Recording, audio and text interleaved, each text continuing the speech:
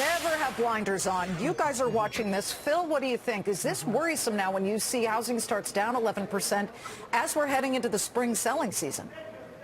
No, I really don't, because basically that was another world back in December. If you remember where we were in December, we were worried about the Fed raising interest rates to 5, 6, 7, 8%. Who knew where it was going to stop?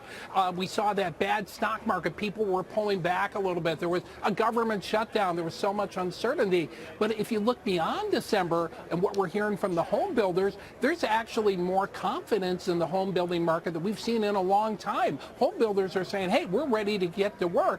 And even though the starts were down, the permits were up, and that really suggests that the slowdown in December was short-lived. Yes, that was not a typo. Hovnanian is just 69 cents a share. That has been a company that hasn't been able to gain from the past couple of years, where home prices did, of course, find their footing.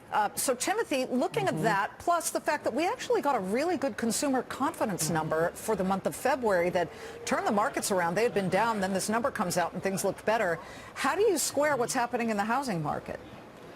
Well, I mean, I agree with Phil. I think that we're going to look back at this period and keep in mind that these are December numbers, and we're almost into March. So we're going to look back at those numbers and think that that was probably the bottom in the housing market, and there's actually a very short supply of active houses on the market, really only about 6 months worth. That doesn't mean that shows us that there's not a big buildup of houses that are going unsold. That number would be much more than a year's worth. Yeah, I'm thinking that you're a lot of the housing stocks report this week, so it'll be very interesting to see what kind of guidance we get from those CEOs. Most CEOs in that industry are very hands-on, and they really get what's going on right at the point of sale. I don't want to hit this housing market situation too hard, but when rates are hitting one-year lows, everybody was so worried. What's the 30-year fix going to be? It's going to climb. It's going to climb.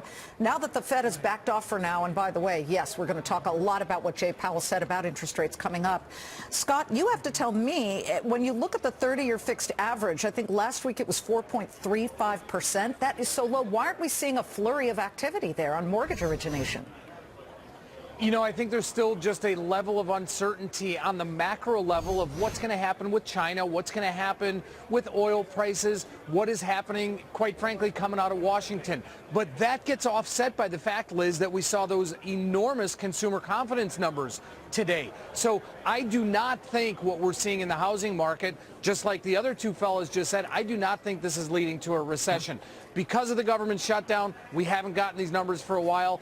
The world, the economy, the United States was in a different place 3 months ago than it is right now. So even though housing numbers are a forward-looking, a leading indicator, I think everything else is pretty solid footing here. I'm not ready to call a bottom in the housing market yet, because I would have been wrong probably over the last 12 to 18 months already. It's okay. That being said, I think we're all right moving forward. All right, we'll leave the calling of the bottom there to Tim, but I will say that consumer confidence number for February did blow it out after 4 consecutive months of dropping. It finally reversed and moved higher, and it was a good jump there. Good to see all of you guys. Thank you so much.